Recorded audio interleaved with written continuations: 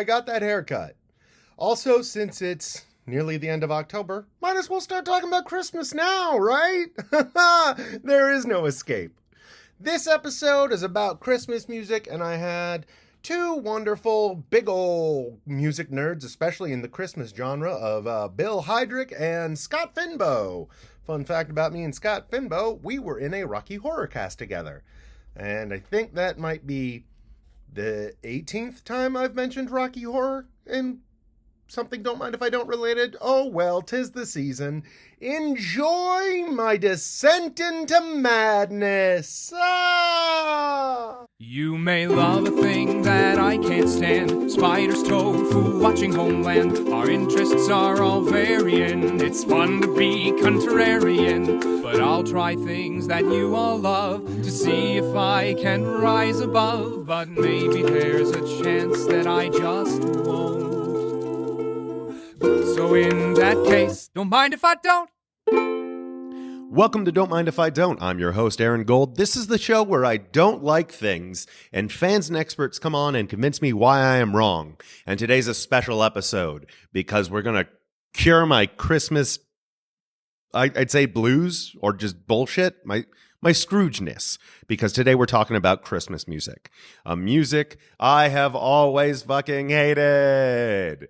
It's boring. It's repetitive. I don't care about Jesus, but hopefully I will see the error of my ways with these two lovely experts. First up, we've got the host of the SAFTA cast, a professor of English and lifelong Christmas music fan, Dr. Scott Fynboe. Ho, ho, ho, Aaron.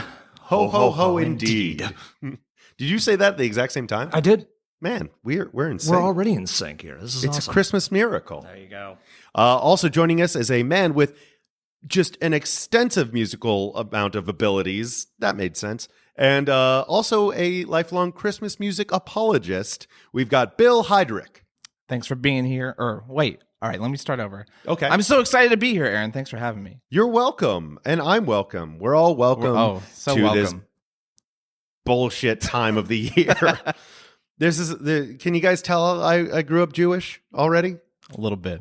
Yeah. No, I really couldn't, honestly. Oh, okay. Well, I guess I am a subtle boy. So everything that comes through on this show gets rated on a scale of 0 to 10. 0 being total ambivalence, 10 being blood-curdling hatred. Christmas music is a solid 7. That's surprising. I thought it would be higher. I mean, sometimes it's an 8. But like, you know what? Yeah, let's call it an 8. Yeah, good call on that, Bill. I want to come right out the gate and say I agree with you. I hate most Christmas music, but I love Christmas music in general. I think anyone who really enjoys hearing Rudolph the Red-Nosed Reindeer for the 90th time is kind of ill. So there is I think there are Christmas lovers and Christmas music lovers who will be very fast to tell you their least favorite Christmas song. Oh my God, I hate this song. Everyone has those, but I think the difference is, and maybe you agree or disagree, Scott, that there are good Christmas songs out there that aren't being jammed down your throats, and it's the down your throatness that is the offensive part. Mm-hmm. Yeah. It's the repetitiveness and how it's just ever present, and you can't get away from it. You can only listen to Johnny Mathis so many times before you just wish you would drive that sleigh right into an oak tree. I will tell you this: growing up a Jewish kid, I just was ambivalent to Christmas music. What got me to hate it was working at a record store during Christmas time. I have a PTSD level reaction to hearing Brian Setzer Orchestra, Is That You, Santa Claus? Because he repeats it like 40 goddamn times in that one song. And I had to listen to it on repeat because I couldn't listen to anything else. There was this this emo pop punk album, A Taste of Christmas, which was from A Taste of Chaos tour with My Chemical Romance. Yep. That was the best Christmas music I had heard, just in comparison, because that was the only tolerable option that I had. And was that also played on repeat for you? Yes. Okay. But, I mean, at least it moved. Here's my big problem. It's so slow. Christmas music is so slow, it makes me yawn. Interesting. what music have you been listening to? Exactly. Well, you guys told me to listen to several songs, and I all told of them you, were I very told slow. you to listen to some slow songs. I did. Yeah. So I think one of the like perennial favorites, if you Google what's good Christmas music, it comes up with the a Christmas Gift for You, the Phil Spector album, which is if you like that Motown sound, which I do, and this will go back to my other point. I don't want to forget, but if you like that Motown sound, all of it's upbeat, classic. Let me save you some time. Yeah. I don't. Okay. All right. What about a Twisted Metal Xmas with Alice Cooper, Lemmy Kilmister, and like some of the best metal names in metal, putting down some great tracks. I mean, you haven't lived until you've heard Alice Cooper basically with that sinister style of his going, Santa Claus is coming to town. Or you've heard, Lemmy Kilmister with that growl, like the sound of death and thunder and God in one, just going, out of all the reindeer, you're the mastermind. Now, see, that is more interesting to me than any other Christmas music, but I'm still just like, I hear reindeer, I definitely tune out when I hear Jesus. Sure. Like, I mean, he's, I'm sure he was great, but it's so goddamn repetitive. So I had two big points that I wanted to make when coming into this. The first is if you don't listen to Kenny G the other 364 days of the year, you're not going to listen to Kenny G Christmas music, right? So true. To that point, if you don't like metal, if you don't like pop Mariah Carey-esque music, then you're not going to like that Christmas music. So if you limit your search to music that you already enjoy, there's good Christmas music out there in those genres by those artists. Interesting. And there's music that will surprise you because every genre has it. Like when I bring it up to people and they're like, when I'm like, why do you hate Christmas music? Oh, I hate this, blah, blah, blah. I'm like, okay, ask me a genre and I will tell you the songs in there. And they're like, hip hop is usually one of the first that come up. I'm like, okay, well, you've got the famous ones. You've got Christmas in Hollis by Run DMC. You've got Cam's Holiday Madness. You've got, who did the breaks? Oh, what are the breaks? Break it up, break it up, break it up. You've got some of those, but people don't realize that DMX once spat Rudolph the Red-Nosed Reindeer. Ghostface Killer did one. You've got Eazy-E's Merry Motherfucking Christmas. Death Row Records puts out Christmas on Death Row in the early 90s, where you've got Snoop Dogg, Nate Dogg, and a group of many of the lesser artists on their catalog at the time, all performing holiday standards. And you don't realize that, no, there's a lot out there in every genre if you're willing to explore. Absolutely. And one of the best things you can say, it's one of the pro and con is the same thing, that it's all the same songs. It's all cover songs. And there's a lot of original songs as well. But if you're coming at it saying, oh gosh, I don't want to hear Rudolph the Red-Nosed Reindeer again. I don't. But if you can have, everyone's covering a song, you can even have the conversation about like what makes a good cover. Is a cover song enjoyable? Christmas is mostly covers. There's really 4 ways to split this. You have covers and originals. You have secular and sacred. Yep. That's what it boils down to, the 4 main breaks in And Christmas. secular is non-religious? Yeah, non-religious, like that's where you get Santa, that's where you get Rudolph, that's where you get Frosty. It's the let's base it on the Gospels material. And that's most everything that was written in the 20th century. Is the secular poppy rock and rolly starting with the 40s. The 40s is really the key era because we could get into the history of like why we're at the point where we are, and people like you, Aaron, and others hate this shit. Yeah, you have to think of like it really ties in so much with the recorded history of this. So the 1940s, some of the earliest Edison wax cylinders, and the oldest one I have in my catalog is from 1898, is a cover of Jingle Bells. Christmas music is intrinsically tied to the recording era. Things are fine up until you get to the 1930s and the 40s when you start getting the crooner era. It's around, 1941, 42, you get I'll Be Home for Christmas, which is one of the most depressing Christmas songs you'll ever hear. And when you know the backstory of it, this is written for GIs during World War II. Ooh, I didn't know that. So you get lines like, I'll be home for Christmas, if only in my dreams. This becomes a monster hit in the United States. People love this because they've got family men, they've got service people out there. So they buy this album.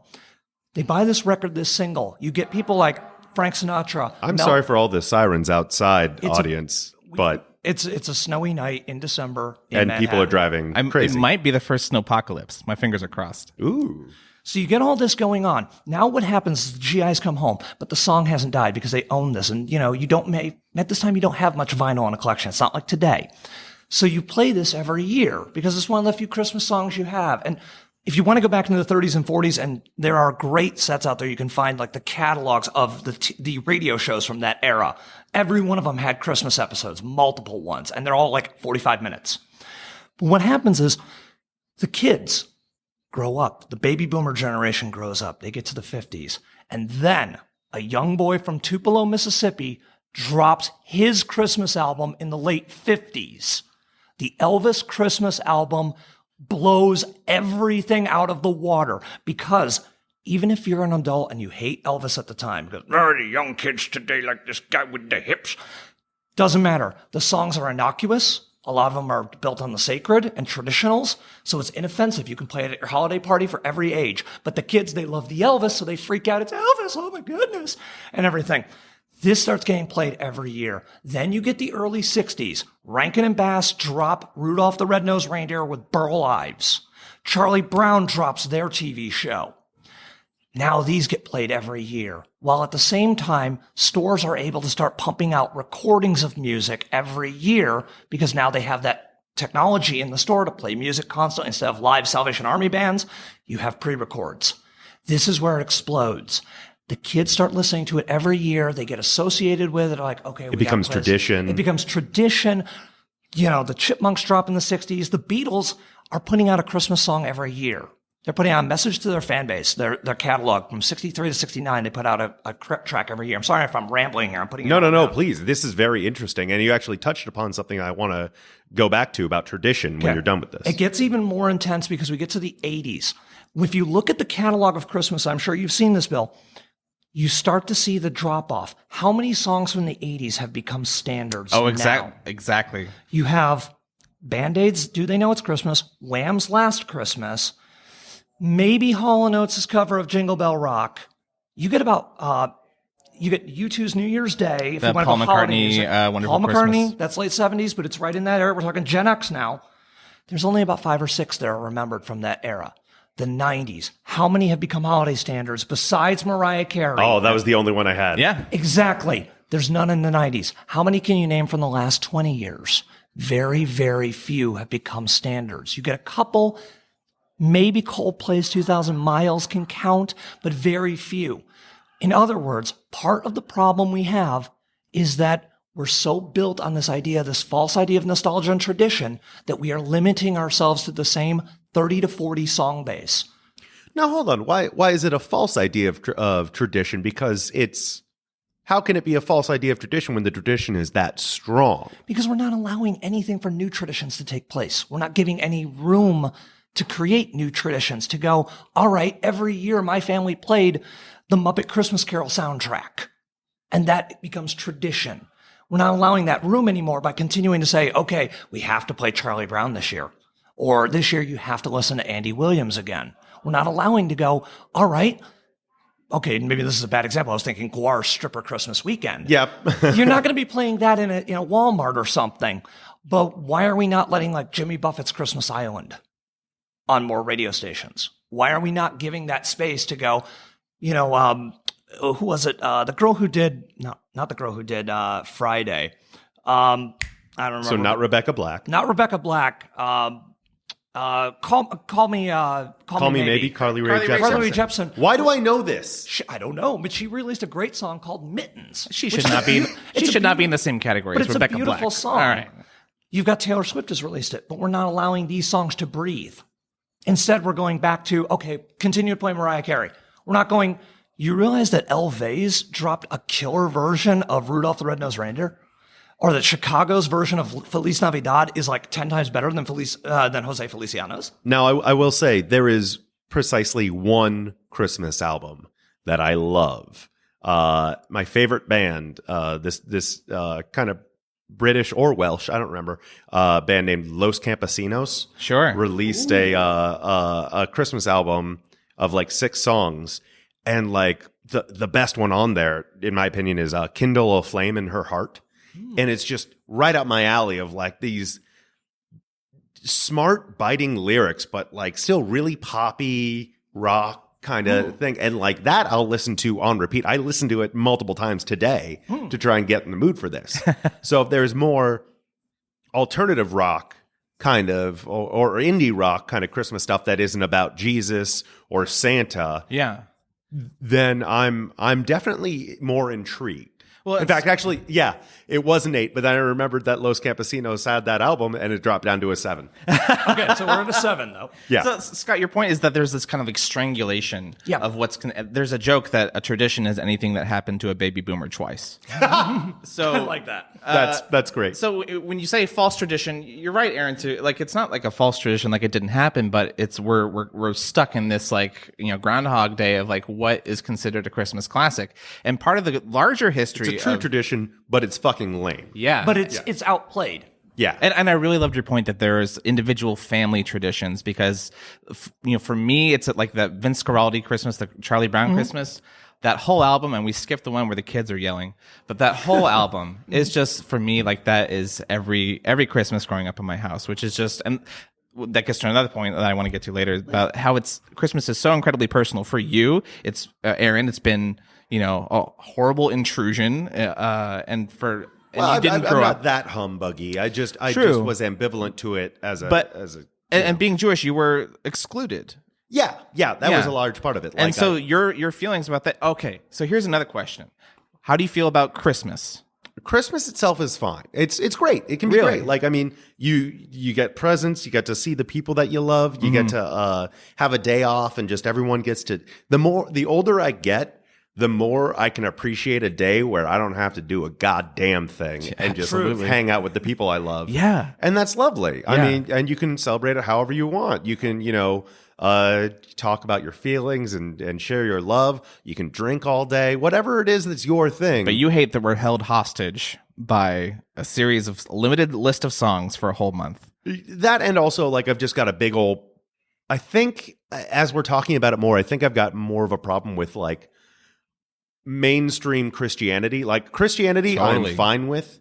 Most Christians I'm fine with. It's just hypocrisy in general. Sure. Yeah. And not you hard, actually came from, what was it, a Baptist up? No, Lutheran, which is Catholic light. I do not know the difference. No, it's German, Martin Luther. So one of my favorite things about attending church as a wee bairn was all of the German influenced hymns. Like Silent Night is probably the most famous one. Was it Stille Nacht? Stille Nacht, yeah, and that's from like early 1800s. Yeah. So, and this is predating the secular thing. Makes me uncomfortable because it sounds a bit too much like Crystal Nacht. Well, yeah, Nacht means night. Yeah. But in terms of like enjoying the song itself, I grew up hearing it. The whole congregation is singing it. You're not going to hear, actually, no, I take that back. You do hear a lot of pop singers and people covering Silent Night. Oh, yeah. All different styles. But for me, the quintessential version would be like a soft choral arrangement of it, which I feel is beautiful. In church, that would always come with a candle lighting ceremony. So everyone has a candle and they pass around a flame. And by the end of you're singing 8 different verses or whatever. You only remember the first one. You're hitting on something exactly right, which is, part of it is how you grow up and the personal connection you have. So like there's 2 parts in me. It's the birth of the love of the music, but also then there's the obsession stage. There's 2 different places. But the root for me is I'm a Christmas baby, not on Christmas, but right in the, within, to the point where it's like, yeah, my birthday and Christmas gift are the same. Damn it. Yeah. Yet you love Christmas music. Because I grew up in a house. Now, I'm going to date myself. I'm Gen X. I'm late 70s born. So the 80s are my childhood. In an era before there's 24/7 streaming, before there are 24/7 radio stations doing it. So for me, the music is like, there's a few albums from like Goodyear or Firestone or one of the, fire record company, like the oil gas companies would put out an annual album of, here's a bunch of chorus. Oil companies would put out like Christmas Firestone albums? and Goodyear would put out like every year they put out, here's an album of standards performed by a chorus and, maybe a the Bridgestone chorus. Yeah, like, and here's a couple of famous names, like here's Mel Torme on this album. Huh. And you'd buy them on vinyl. And we had a few of those in the house, so we'd play those. But then there was TV shows like M&R's Jug Band Christmas and such, where to me, that's like the Star Wars score. I can hear a bit of it and go, I know exactly what piece of dialogue we're on in the show at that moment. Love that. But you aren't turned off at all by the idea of like, okay, this oil company just put out another Christmas album. Like that just, no, because the idea of that alone makes my skin crawl. When you're a 5-year-old, you don't realize that. I was a jaded 5-year-old. And that may be, I'm not saying I'm not saying that's a bad thing. I'm just saying it's like you don't necessarily notice that at 5. They're like, oh, I know what Firestone is. Oh yeah, I guess that is the age where you get excited for like, a Hess truck. You're just looking at a vinyl album cover that has this pretty tree next to another picture of a fireplace, and it says "A Very Merry Christmas," and you don't see the Firestone logo until you flip it over and see it on the back in the corner, kind of thing. So that's where I come out of. Like, it never bothered me. Of like, so it's a deeply, it's like, oh, this music takes me back to that era of childhood when I didn't have to worry about bills. I didn't have to, everyone has that connection. Okay, now So this touches upon something that I was wondering, because you both have the benefit of growing up with this music and these traditions and stuff, and I was just lonely Jew, right? And it wasn't until like I became more of an adult and my parents kind of chilled a bit, and my dad married a Christian Venezuelan, that I kind of like started going like, "Hey, Merry Christmas, Dad." Even though I know it's Hanukkah, but fuck it, whatever. Yeah. We're American. This counts. Yeah. But because I missed out on feeling that Christmas cheer as a kid, that those traditions, is it too late for me? Like, how much of your love is nostalgia? That's my question. It's impossible to separate. I'm sure. Okay. One of the things that I was surveying people and kind of doing a dry run of my argument. Like, hey, do you like Christmas music or not? And talking to them about it, to the point of it being incredibly personal. Some people, their favorite Christmas song was someone else's least favorite Christmas song. So it's not universal at all. It's we're all responding to this thing in our own way. And that reminds me, if somebody out there really loves Brian Setzer Orchestra's "Is That You, Santa Claus?" keep it to your fucking self. Fair enough. Go on, Bill. The one person that I'd like to shout out that helped me out, Jeff Stormer, the biggest Christmas fan I know, grew up in an a-religious household. So he religious or a-religious? A-religious, one word. So okay, not great. religious Yeah, at all. like Blank slate. 8 of them? Jesus. 8 religious households. Yeah. So he has no familial connection to this music and just fucking loves it. So I don't think that there's anything stopping you right now from developing an appreciation with it, but it is going to be personal for you, and it is going to follow the music that you like, and it is going to follow the type of songs that if slow's not your jam, then you're going to find some upbeat stuff that might not be my favorite Christmas music. There's amazing stuff. One of the songs that you recommended was Tim Minchin's "White Wine in the Sun." I adore Tim Minchin. I think he's a fucking just genius in every sense. And this was one of the least interesting songs I'd heard from him. Really? I thought it was still good because still Tim Minchin. He's still he could fart in a hat and it's still better than most music. But like it was honest, and that's what I love about his lyrics. But it just wasn't as fun. I mean, the song itself is about always coming home to family and celebrating family, and then passing on to the new generation. Because then in the bridge, he talks about his infant daughter. And like, to me, it's for a song that is so directly addressing sentimentality in Christmas music and talking about how it can sometimes kind of suck. He made an incredibly sentimental Christmas song about just the value of being together with people. So that, for me, that it takes my number one spot, because it makes me feel the way that I think Christmas music should make a person feel. That's fair. Like I love the lyrics of it. I do recommend people listen. It's a slow. It's very slow plotting song. To that point, we were talking about "Silent Night," which I think is a beautiful choral arrangement. There's a much older song. I'm not exactly sure. 1600s. German song translated to English called "Lo, how a rose ere blooming," which, if you don't dig choruses singing purty songs, it's not going to be your jam. But man, every time I hear a big choir sing, and not like some pop singer, just do whatever. Every time I hear a nice big choir sing that song, it just fills me up. Not with nostalgia. I can really separate it from the Christmas season. It's just, I'm like, man, that is a beautiful song. And you're touching on something there. And Aaron, you've talked a little bit about this on a previous one where you talked about opera. You can appreciate a good performance, even if you don't care for it. Because, there are some performances, like Nina Hagen does Silent Night in German. Mm-hmm. And Nina Hagen's intense. Just, anybody look up her bio, look up her discography. Her stuff is intense. You don't expect her to just suddenly drop into a beautiful version of that. But then you hear someone do Ave Maria and kill it, like Alicia Keys just slaughters it, or Harry Connick Jr.'s is devastating. So you can appreciate that, but it's separated. But you're hitting on something great. It's like, it ultimately comes down to, Aaron, what music you dig. You will find holiday music. And I use holiday. I don't like to use Christmas because Interesting. When you grew up in Jewish household and such, did you have Hanukkah music beyond dreidel?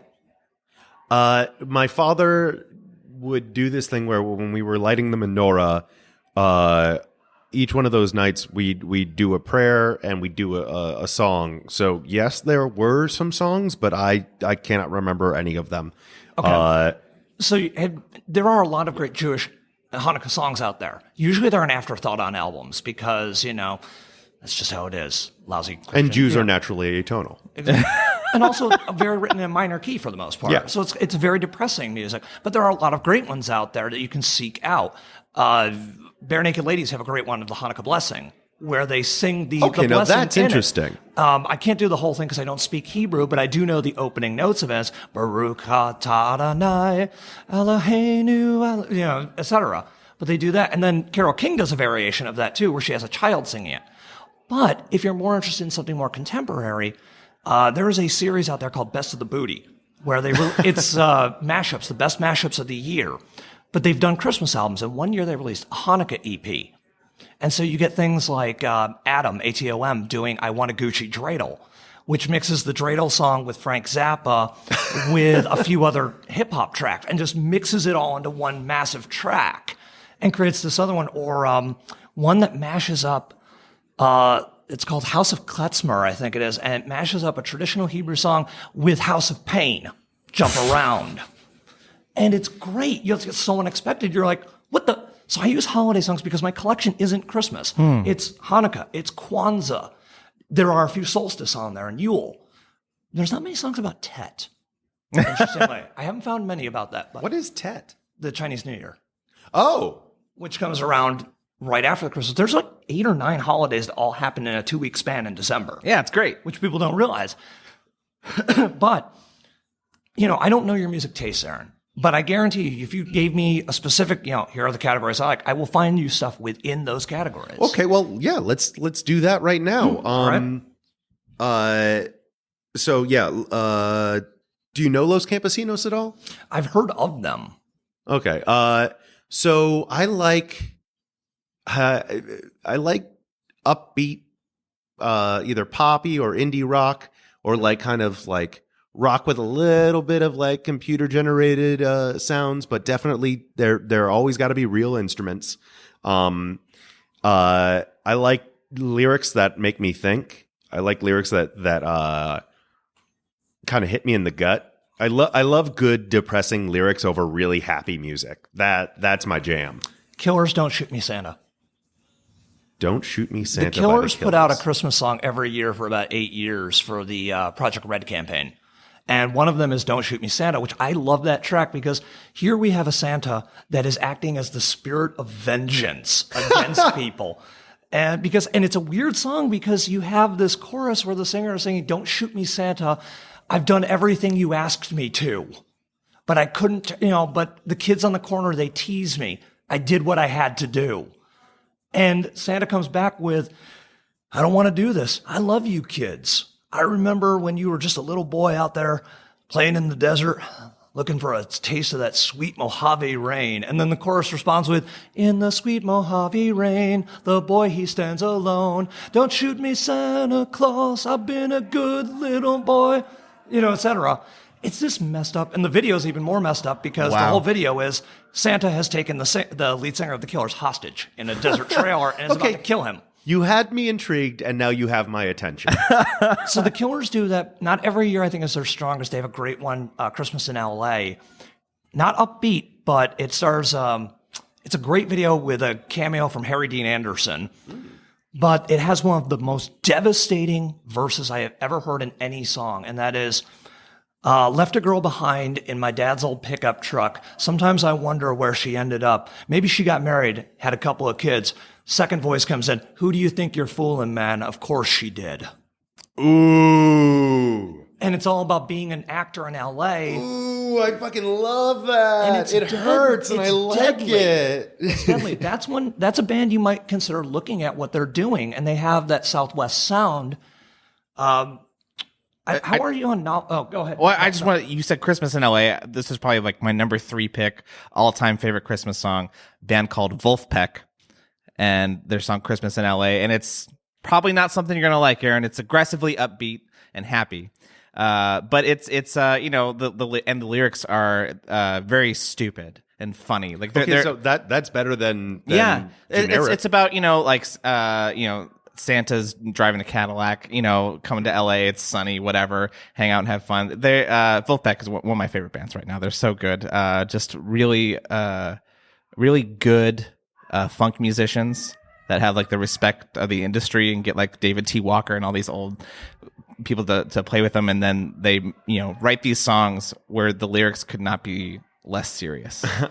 One thing that I think can grab me about Christmas music is like when it's not so, I guess, up its own ass about it. Oh, like, yeah, sure. Do either of you watch Crazy Ex-Girlfriend? No, I've heard really good things. It is one of the best shows on TV. Like seriously, Rachel Bloom is a goddess. But in the first season, they did this one song called "A West Covina Christmas," because the whole show takes place in West Covina, California, or maybe it's a California Christmas. I don't remember, but it's talking about how you can possibly have Christmas where it is always sunny and the weather's always great and people are walking around in shorts. And it's hilarious because it doesn't take itself so seriously. Well, now there's a difference between not taking yourself seriously, but also like Grandma got run over by a reindeer, which if I had heard that when it first came out back in the, I'm going to assume 1920s, then I would have loved it. But you know, now it's just old hat and repetitive. Now you've opened up one of the largest can of worms with holiday music, which is the novelty song, which is a Dominic Donkey, massive genre that continues to this day. And there are a lot of songs talking about the tropics. You've got, you know, songs about Christmas in Haiti. You've got Jimmy Buffett has 2 Christmas albums. I knew you were going to say Jimmy Buffett. You've got a couple of other ones too. You've got oh crap, now I forgot the band's name, but it's a song called Christmas in Panama City, which is about Panama City, Florida, which is the redneck Riviera, and it's all about, you know, let's get married at the casino for my 3rd time. This is going to take, you know, it's like weehaw. They also do a great song about opening up a Starbucks, Alabama, just on the middle of the road, and it's like they go through the menu of Starbucks, but it always ends with PBR. So it's like you can get, you know, low fat, triple calf, soy mocha PBR, but it's done at such a breakneck speed vocally that it's beautiful. But when you talk about Christmas novelty songs, and you hit on the worst one of them all, which is "Grandma Got Run Over," because there's no good alt version of that. None. Nobody's ever recorded an alt. Yeah, Bill, this is the first time I've seen you scowl. Yeah. Like he mentioned that. A Christmas song that can be played on like the Bob and Tom show is not going to be up my alley. But my question, actually, this made me think of someone who I think could be classified as Christmas novelty that I adore, which is Weird Al. Go on. Christmas at Ground Zero is a song that pops into my head like unwittingly. And I think it's just I mean, if you like Weird Al and enjoy Weird Al, it's a hilarious, irreverent song about, you know, Santa North Pole getting nuked. So I mean, like it novelty, yes, because it's Weird Al, but also like I do enjoy it. And maybe that would be on Bob and Tom. Well, I'd say Jonathan Colton also has a couple that I have liked. He released a whole EP with John Rodgman, John Roderick. Yeah. From the Long Winters. Yeah. What's up, other Bim Bam fans? Merry Christmas from Chiron Beta Prime, I think is a legitimately hilarious song. Maybe that's it, that it has to stand on its own, that it can be about Christmas, but not just about Christmas. Like Yeah. Die Hard is a Christmas movie. but That it's is not a great just about, analogy. Yeah. I remember the song that changed my life. Like I was never really into music, and this is embarrassing, but like I got into music through Blink 182 and pop punk. Whatever works for you. And it was the song "Happy Holidays, You Bastard," which, as I've gotten older, that comedy has not aged well. But to a 13-year-old, the lyrics, it's Christmas Eve and my grandpa just ate 7 fucking hot dogs and he shit his pants. He's always fucking shitting his pants. Was like, comedy gold. This is Mozart. Like, Totally agree. And I think you're absolutely right. Is when it comes to a novelty song, it's got to stand on its own. It can't be like any song. It has to be sincere. You can't have an artist going, "Look how clever I am with my wordplay or skill. Look how clever I am." It has to be earnest and sincere and earned. It has to be stand on its own and be funny on its own. That even when you hear it the 9th time, you may not be laughing because you know the joke's coming, but you still go, you smile a little bit. Yeah. Like example of this is a song by a guy named Uzi Worm. That's his forum name. He puts on a track a few years ago called Alcoholic Christmas. Now, if he is not drunk while recording this, I am really impressed with his skill at faking drunkenness. But it's him trying to sing along, obviously, to his computer speakers doing a Holly Jolly Christmas. But and he's just starting to sing about being alcoholic, and he's just like, oh crap! It's like, and if I throw up on your carpet, I hope you have some Mr. Clean. But then the chorus kicks in from the recording, and all of a sudden he goes, "Those aren't, crap! I gotta get this right because this became a meme in my house even." Now have a holly jolly. That's not how the fucking lyrics go. God damn it! You are ruining my holiday. Where's my fucking fuck? Fuck! And I lose it every time. That became a meme in my house. When something goes wrong, it was just, God damn it, you are ruining my holiday. But it's things like that. And that stuff is still being made today. You just have to know, like, it's not in the mainstream. It's not even necessarily on YouTube. You have to look deeper for it on forums and such. Mm-hmm. So you have to know where to find it. You have to know where to find this kind of stuff out there. That reminds me of two things. So one, you've got the novelty song that maybe can stand on its own, that maybe isn't even necessarily about Christmas, tangentially about Christmas. Mm-hmm. Doing my research for this show, I found so many songs that I can definitively say are not about Christmas and yet are on every Christmas album. The Sound of Music, My Favorite Things. There's a line about fucking mittens and snowflakes on eyelashes. It's so they go, Christmas. Fuck it counts. And it's on every album by whoever the fuck, NSYNC and Mary J. Blige. Like they're all doing that song, and that is baffling to me. I'm a huge Fleet Foxes fan. White Winter Hymnal is not a Christmas song. It's listed as a Christmas song, by a lot of people because they have red scarves. That's Frosty baffling doesn't count. to me. Frosty does not count. Oh wait, what do you mean? Frosty the Snowman. Oh is shit, not, they're is not about a Christmas to fight. Song. It's not a Christmas song? No. Okay, well, There's never mind, that was very there's no mention of the holiday in that song. oh, but clearly, is it a winter song? Yeah. Along with Winter Wonderland. I will semantically disagree because Jingle Bells was a Thanksgiving song. Wait, that's what I what? learned. Yeah. That's what I learned in my and it Wait, was, no. it was- Don't go. Jingle Bells was written for Thanksgiving, and just like the Christmas behemoth won. It just got sucked in. How is it? Wait, what about it is about Thanksgiving? It was literally written by a guy who was a school teacher as a thing. It's like, oh, during the Thanksgiving break, you ride in a sleigh over the snow, and I'm going to write this for my students. So yeah, it's got bells, it's got sleighs, and sleigh bells. And sleigh bells. But aren't sleigh bells inherently Christmas?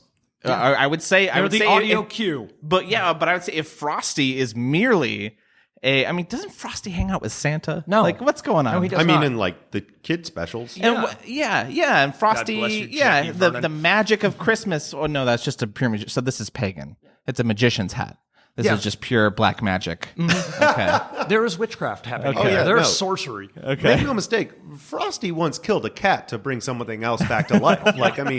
He tried human transmutation and he failed. But that goes along with he's drank Santa. a goblet of blood in his day. Sure. Santa, transmutes his body to fit down, chimneys. He covers the whole world, faster than the speed of light.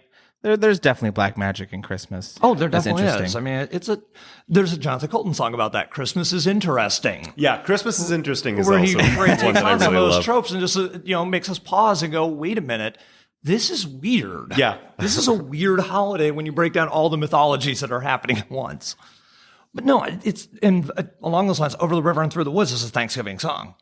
It's not about Christmas. Yeah. To grandmother's I can house see we that. go. It has nothing to do with it.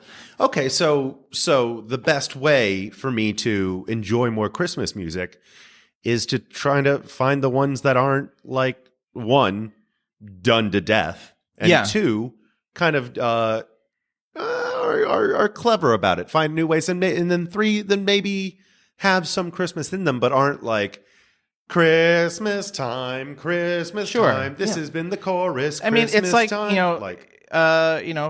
any music you would like. You're not going to say I hate all love songs. True. You're going to say I hate love songs that aren't my cup of tea. I like these love songs that are like this. Yeah. So this is you're slamming a whole class of song, but really you're just and I agree with you that the assault put upon us by the public is bad. It can be very, very bad. Pentatonics, like I like a cappella, but good God, Mannheim Steamroller.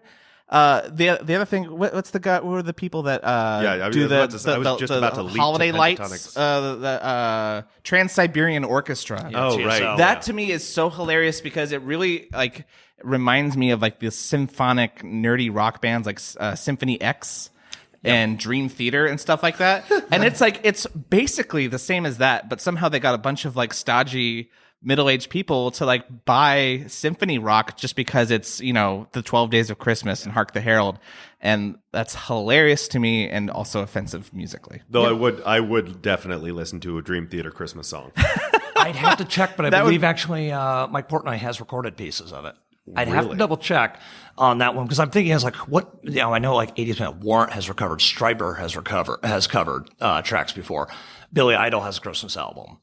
It's almost standard requirement if you are an aging rock star to record one. Right. Although Jethro Tull's Christmas album is fantastic. I believe it. Because of the music on it. Though I will say First Snow on Brooklyn, which is a great song, at first becomes really even like worse than Baby It's Cold Outside in terms of creepiness. When you actually look at the lyrics. Okay. I read something recently that was a defense of Baby It's Cold Outside. I've seen that. I've seen that. It's pretty interesting. I think the other thing is, it's culturally at the time very intriguing and layered, and also now still very creepy. Yeah, nowadays it has not aged well. Yeah. But I can see how, like, maybe it's just time to stop doing the Baby It's Cold Outside covers. Right. But listen to them when they were originally made, and the intonation there wasn't as rapey. Right. Okay. But TLDR, Aaron, think of the music you like and then start seeking out those artists, seek out that genre. Grin and bear it when you're in stores, grin and bear it when you're listening to it in a car or wherever. But seek out, once you start finding alternate versions of those standards, then it opens up and you actually, if you don't get sick of it as much. I definitely, to bring it up for the umpteenth time, like that Los Campesinos album has been out for a couple of years. It never gets old to me. Kindle a Flame in Her Heart. Like I don't tend to listen to it, not during the holidays, but it does just jazz me up. So you're saying you have a Christmas tradition involving Christmas music that you enjoy? Shit! Hi-yo! Whoa! You You are just blew my correct. brain. You are correct, I do. yes. Yeah, You do. And Oh my God. and I wouldn't be a Christmas apologist if I didn't even try to address the larger problem that I've even said that I hate. So here's my defense of Christmas music at large. You have songs from Middle Ages chants up to 19th century, English reform, getting the Prince Philip coming over from Germany and revitalizing Christmas carols as a tradition. Charles Dickens, writing about the ghost of Christmas past, was talking about, he went to show all these Christmas parties that English people were having. It wasn't a thing.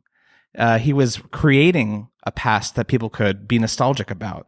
And so it telescopes in this historical way where we're singing God Rest Ye Merry Gentlemen and listening to Mariah Carey, and we're experiencing 500 years of history in one short time, and then doing it over and over again, and every year we have this new perspective to it. We're listening to it again. It's like reading a book again that you read as a child and getting something new out of it. And that's what I think appreciating Christmas and the season itself, but as specifically the music. So as you get older, you understand and appreciate it in different ways. Yeah. In deeper levels. You can't help but. Like maybe as a kid, just to build off you. Sorry to cut you off, Bill.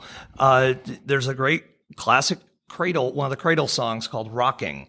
But the chorus is, we will rock you, rock you, rock you. We will rock you all night long.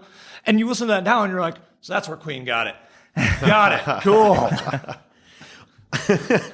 Okay. So if we started with me at a 7, yeah, you guys have brought up a lot of really great points. I think it'd be 0 if it weren't for the absolute onslaught. Mm-hmm. Like, for me to enjoy Christmas music, I've got, for every single Christmas song I like, there are 40 that I cannot stand. I think that ratio holds true for me as well. Yeah, okay. But there are real gems out there. So if we started out, and I can't put the oversaturation aside. So if we started out at a 7, I'd say now I'm down to a 2. Wow. Maybe a 3, 2, 3. Yeah. Hey. I think it'll come down a little bit more once you find some of the songs we've talked about and start seeking out your own ones and finding. Make my own Christmas traditions. Yeah. Okay, Build guys, your own. thank you for putting a little holiday spirit in me. Bill, do you have anything you'd like to plug? Just Jeff Stormer at Dex Dynamo. He also does a podcast called Party of One Pod, a single-player RPG podcast. Awesome. He's a great guy, and he really helped me out with this. Also, if you like the sound of my voice, you can hear me on Fireside Mystery Theater. It's kind of like Prairie Home Companion meets Twilight Zone. It's a lot of fun. I haven't done a couple episodes in a while, but you can listen to that. It's a great podcast. And where can people find you online should you wish to be found?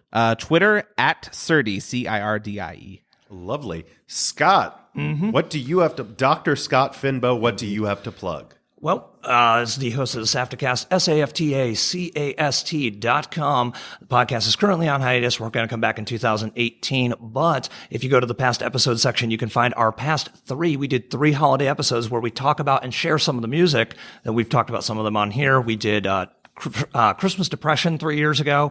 We did Alternative Reality Santas. And then last year we did one all about New Year's music.